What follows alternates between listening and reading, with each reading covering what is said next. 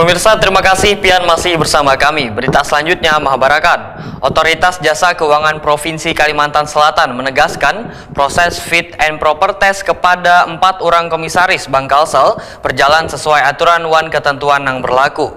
Bahkan rangkaian uji kelayakan wan kepatutan kepada 4 orang komisaris Bank Kalsel tersebut termasuk aturan terkait hubungan keluarga antara komisaris wan pemegang saham kada melanggar aturan.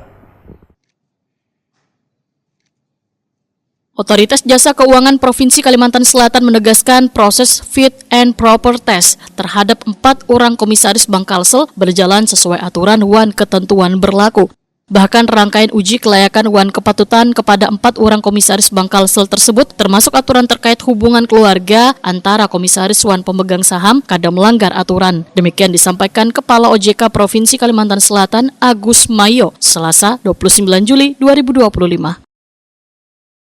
Agus Mayo menegaskan pengangkatan komisaris sesuai POJK merupakan hak pemegang saham yang diputuskan melalui rapat umum pemegang saham. Tugas OJK adalah melakukan penilaian atas uji kelayakan wan kepatutan atau fit and proper test terhadap ngaran-ngaran yang diajukan. Sesuai peraturan OJK, jabatan seorang komisaris non-independen diperbolehkan diisi oleh individu yang memiliki hubungan keluarga atau bisnis dengan pemegang saham. Berbeda dengan komisaris independen yang wajib patuh terhadap syarat-syarat yang lebih ketat, termasuk larangan atas potensi konflik berbenturan atas kepentingan.